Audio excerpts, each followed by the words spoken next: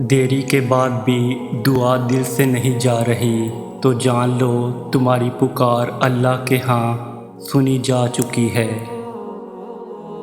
اللہ ہر اس آنسو سے واقف ہے جو تم نے مسکراتے ہوئے پلکوں کے پیچھے چھپا لیا تھا۔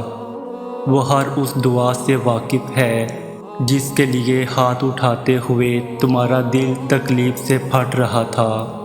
وہ ہر اس فریاد سے واقف ہے جسے تم نے تڑپتے ہوئے زبان میں دبا لیا تھا۔ وہ ہر اس صدا سے واقف ہے جب تم نے قرب کے مارے سجدے میں گرتے ہوئے اللہ کو پکارا تھا۔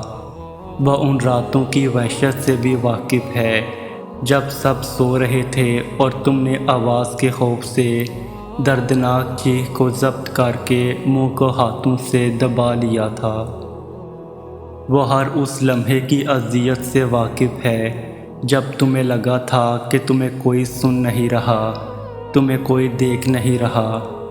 تب بس وہی ایک تھا جو تب بھی تمہیں سن رہا تھا، دیکھ رہا تھا۔ تم اسے نہیں سنتے لیکن وہ تمہیں ہر گھڑی ہر لمحہ سنتا ہے۔ وہ سب جانتا ہے، بس وہی ہے جو دل کے حال جانتا ہے۔ بس وہی ہے جو یہ حال بدل سکتا ہے۔ بس وہی ہے کہ اس کے جیسا اور کوئی نہیں۔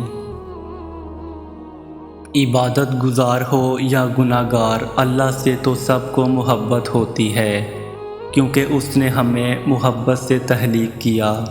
بس فرق اتنا سا ہوتا ہے کہ کچھ زبان سے اپنی اور اس کی محبت کا اظہار کرتے ہیں اور کچھ کو اللہ سے محبت اتنی وسیع ہوتی ہے کہ انہیں کبھی الفاظ ملتے ہی نہیں۔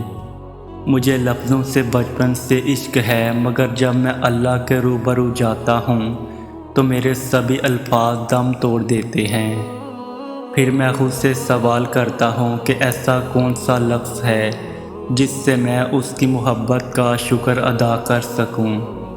میں تو ساری کائنات کے لفظ بھی اکٹھے کر لوں تب بھی اس کی محبت کا حق ادا نہ کر سکوں۔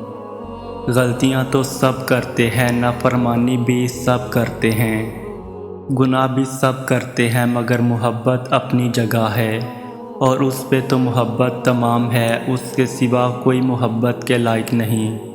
وہ اکیلا ہے، اس کا کوئی شریک نہیں۔ کہاں ہم سب کی محبت اور کہاں اس واحد کی محبت۔ دیکھیے اس محبت کا تو کوئی مقابلہ ہی نہیں اور اس کا نام لینا ہم سب کا حق ہے اور یہ حق ہم سے کوئی نہیں چھین سکتا۔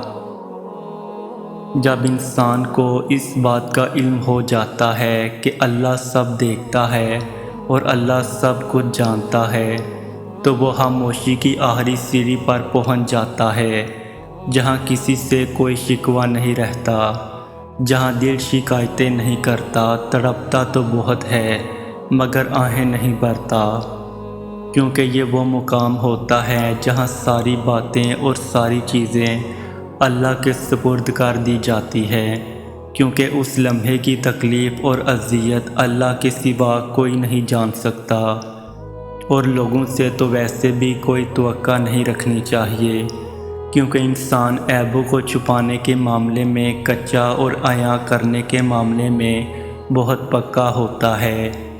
یہ بس اللہ ہی ہے جو پردہ رکھتا ہے۔